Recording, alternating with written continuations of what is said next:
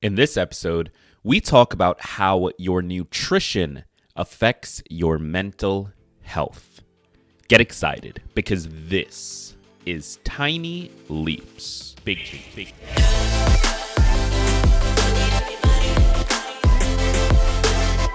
Welcome to another episode of Tiny Leaps, Big Changes, where I share simple strategies you can use to get more out of your life. My name is Gregg Clunis, and in this episode, I want to talk about how your nutrition, the things you put in your body, affect your mental health. This is an interesting topic. It's one that I think we often don't think about. We don't really connect the foods we eat to our long-term mental health. We sort of think of them as disparate, disconnected ideas, disconnected things.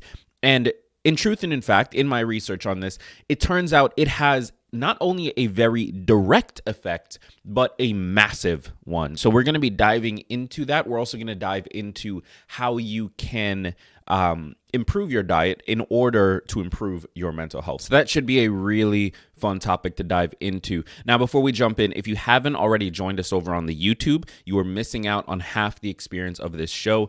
The video version is up on my YouTube, youtube.com/Gregg Clunis, and the beauty of YouTube is that there is a comment section, so you're able to drop a comment down below if you're watching on YouTube right now and let me know what you think. Share your thoughts. I'd love to connect with you and have that conversation. So if you're still listening on audio, head over to youtube.com/Gregg Clunis right now, and let's jump into the episode. So as I was diving into this topic, I kind of approached it with the point of view that I sort of had an idea that your nutrition, the things you put in your body, would affect your mental state in the sense that it affects your mood, it affects happiness in the moment, it affects sort of how you feel and the energy levels you have.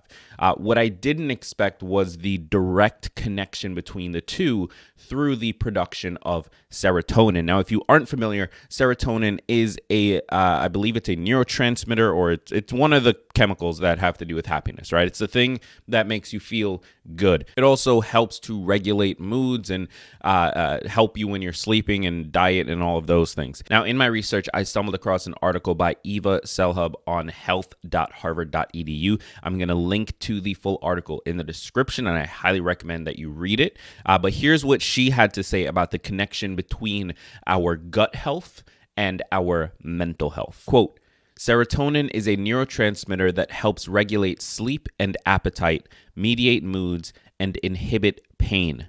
Since about 95% of your serotonin is produced in your gastrointestinal tract, and your gastrointestinal tract is lined with 100 million nerve cells or neurons, it makes sense that the inner workings of your digestive system don't just help you digest food, but also guide your emotions. What's more, the function of these neurons and the production of neurotransmitters like serotonin is highly influenced by the billions of good bacteria that make up your intestinal microbiome." So again, shout out to Eva Selhub, MD, for that, the article that she published on the Harvard website. I'm going to link to that full article in the description. But what does this mean? Well, the first big takeaway is that your gut health affects your mental health in a major way. Your ability to keep your microbiome, keep your gastrointestinal tract healthy and digesting foods quickly rather than having things stored there for long periods of time, getting the right nutrients that you need,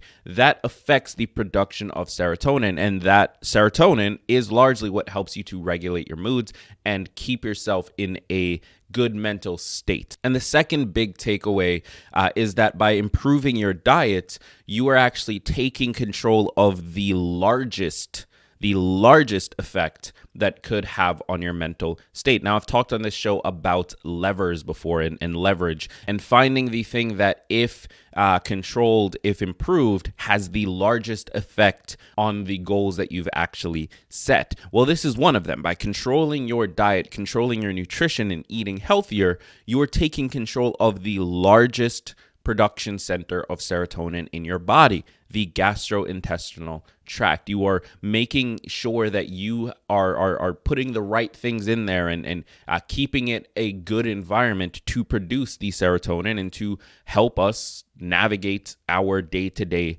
emotional moods. So if struggling with emotional health and mental health is something that you are dealing with, then taking control of your diet might be one way to gain more control over the situation and gain more control over your experience with that situation. Now, is it going to cure you? Of course not. We're not looking at cures here. I'm not a psychologist or a neuroscientist or anything that could diagnose and cure, but it might be a way to take more control and feel like you are capable of actually navigating this in a sustainable way. Now, when we get back, we're going to dive a little bit deeper into this and talk about what you should actually do with this information. So stick around for that.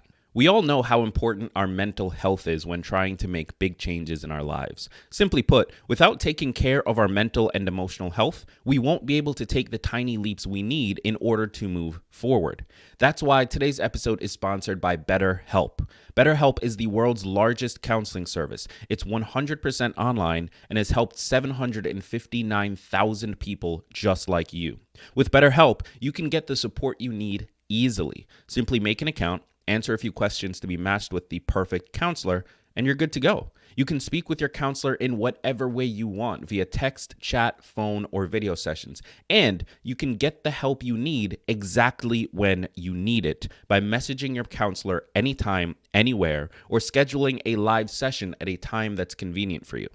Every counselor is licensed, professional, and thoroughly vetted, so you can breathe easy knowing that you'll get the help you need. So take control of your mental health in 2020 by going to www.betterhelp.com/tinyleaps. That's www.betterhelp.com/tinyleaps. When you sign up today, you'll get 10% off your first month. So head over to betterhelp.com/tinyleaps and get started right now. Okay, we are back and we are talking about the effects of nutrition on your mental health, and more specifically, how the health of your gastrointestinal tract affects the production of serotonin, which then affects and helps you stabilize and control your moods, your diet, your sleep, so on and so forth. So we've already discussed that taking control of your nutrition is one of the biggest leverage points, the biggest influential points for your mental health. If you are trying to take more control and feel in control of some of the mood swings that you're having, the emotional health issues that you are having, then changing your diet might just be one of the most controllable things you can do. And obviously, we want to reiterate that you should see a medical professional. You should see someone who is licensed in this and ask them what they think about that. But from the research, from what I'm seeing, taking control of your diet is a powerful tool in your toolkit. Now, what do we actually do with that information? What can we actually do to move forward now that we know this? Well, for that, we're actually going to turn back to Eva Selhub's article, which again is linked in the description of this episode. But we're going to turn to what she suggests and then expand from there. Quote, "Start paying attention to how eating different foods makes you feel, not just in the moment, but the next day. Try eating a clean diet for 2 to 3 weeks. That means cutting out all processed foods and sugar. Add fermented foods like kimchi, miso, sauerkraut, pickles, or kombucha. You also might want to try going dairy-free. And some people even feel that they feel better when their diets are grain-free.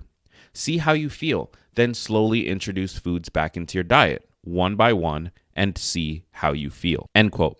Now, what I love here is the emphasis on seeing how you feel and actually testing things little by little and seeing what the results look like. Now, because we're not focused on quick fixes here at Tiny Leaps, this is a long process. You need to be willing to pull something out of your diet focus just on that singular thing. So let's say you decide, okay, you're going to go lactose free for a week and see how you feel over the course of that week, because just doing it for one day might not be enough to show the results you're looking for. So test it for a week, test it for 2 weeks, then add that back in and take something else out. Do what you need to do to test this process and learn what foods actually resonate with you and what foods are hurting you. By doing this, not only will you land on a diet that is typically much healthier than the diet you are currently eating, you're also going to be giving yourself the gift of control over your emotional state and your mental health, or at least a little bit more